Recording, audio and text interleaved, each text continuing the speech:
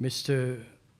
Norihiko Ishiguro, Chairman and CEO of Japan External Trade Organizations, JETRO. Neognyakit Menk, President of Cambodia Chamber of Commerce. Excellencies, ladies and gentlemen, it is my pleasure to join the closing of the Cambodia-Japan Business Forums.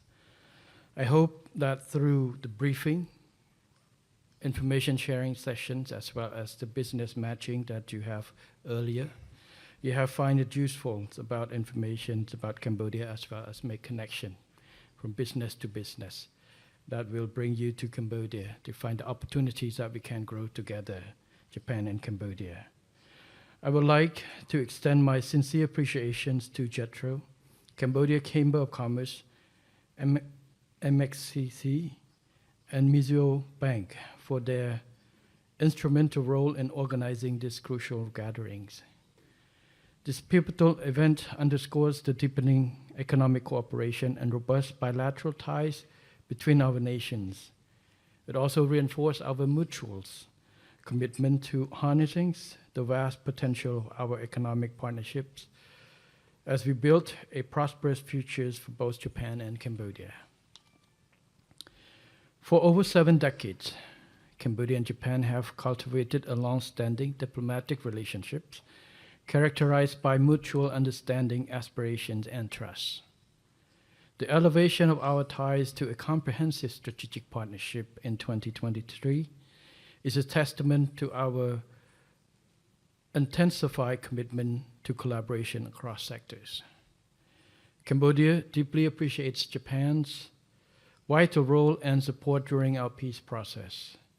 In addition, Japan's ODA contribution have been instrumental in building our human capitals and developing our social and economic infrastructure, firmly establishing Japan as an indispensable partner for Cambodia.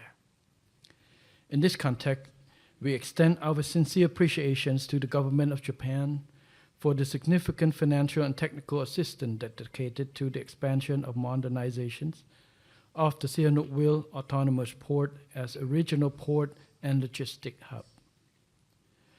This strategic undertaking is absolutely vital for enhancing Cambodia trade competitiveness and ensuring our seamless integration within ASEAN and expanded connectivity to the rest of the world. Cambodia's economy is steadily transforming, and Japan is a key partner in that journey.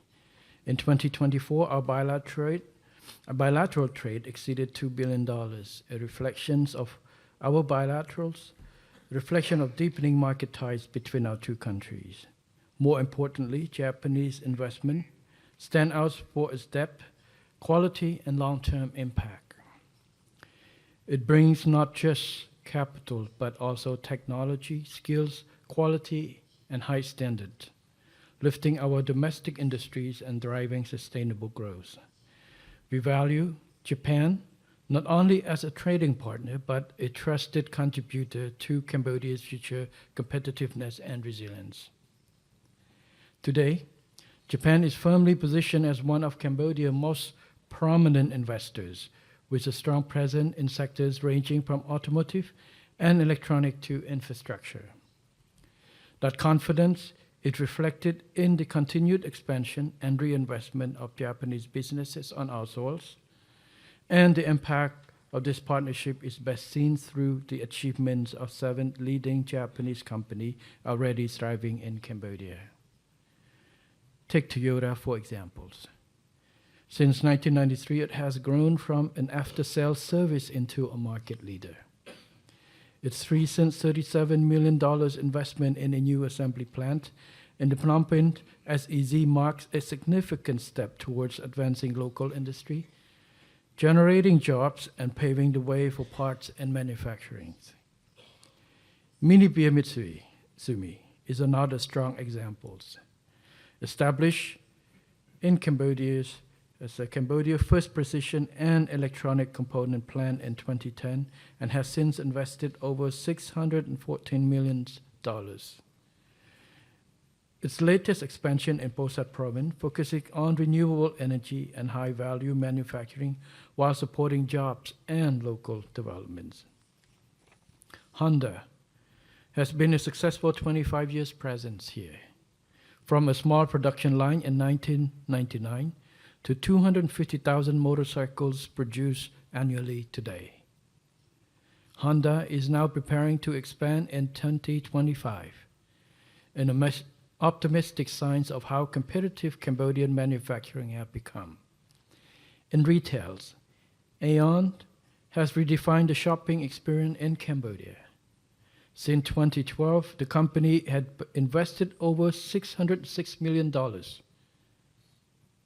and launched 3 major malls, driven by smart strategy, local insight, and strong collaboration with the governments.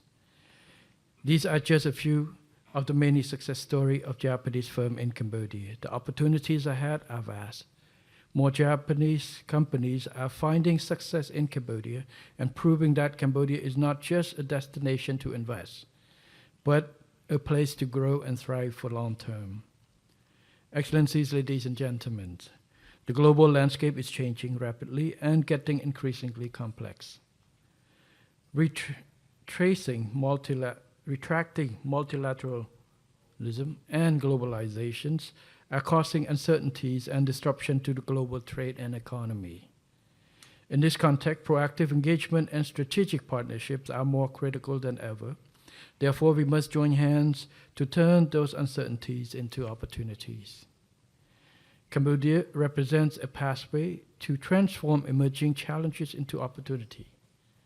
Cambodia was recently featured on the Financial Times FDI Intelligence Standout Watch List for 2024. Our economic dynamism is clearly evident in the significant US dollars $6.9 billion in FDI attracted across 414 projects last year, making a remarkable 40% year-on-year increase in capital investments.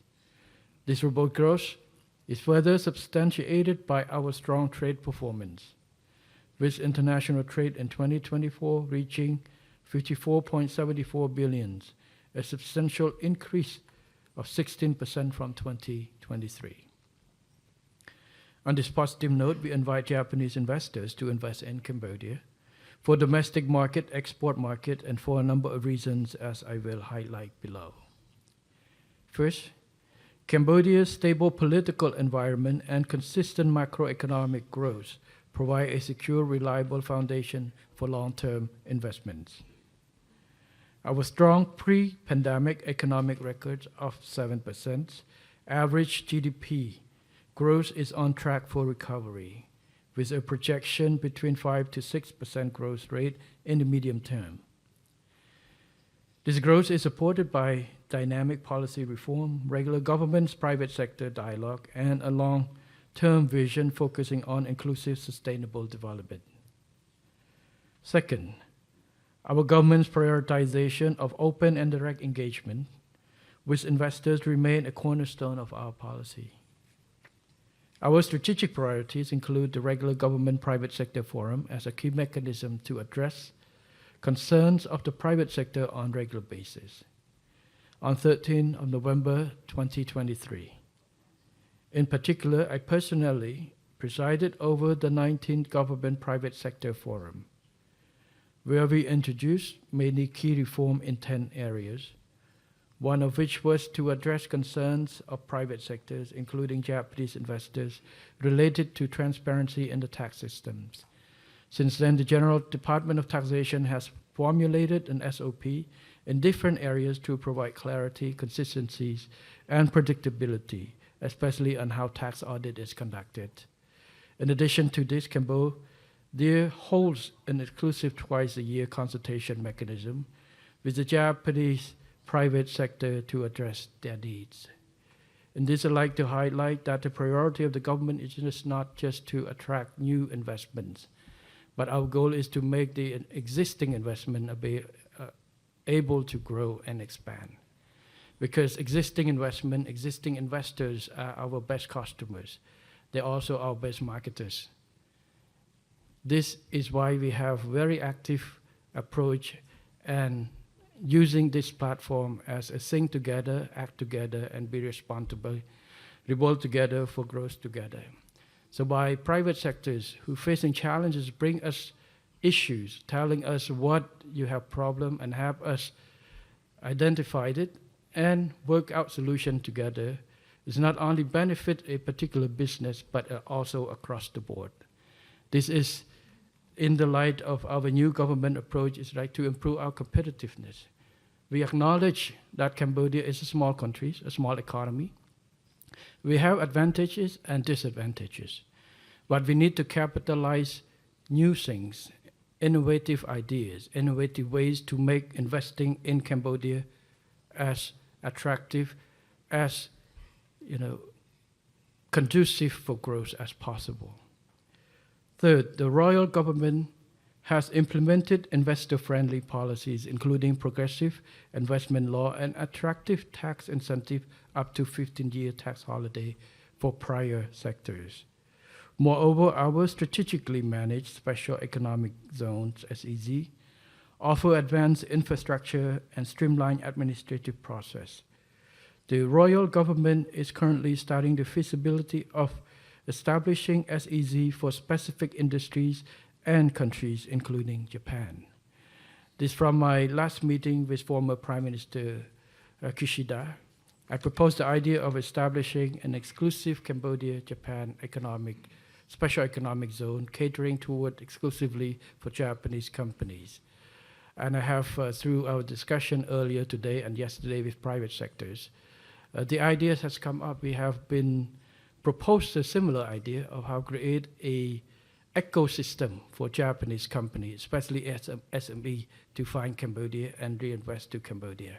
So we are open for working more together to explore and make this idea become a concept to practice so that we can have a model development of Cambodia-Japan exclusive economic zone that can be a home to many of Japanese firms that's thinking of moving to invest in Cambodia.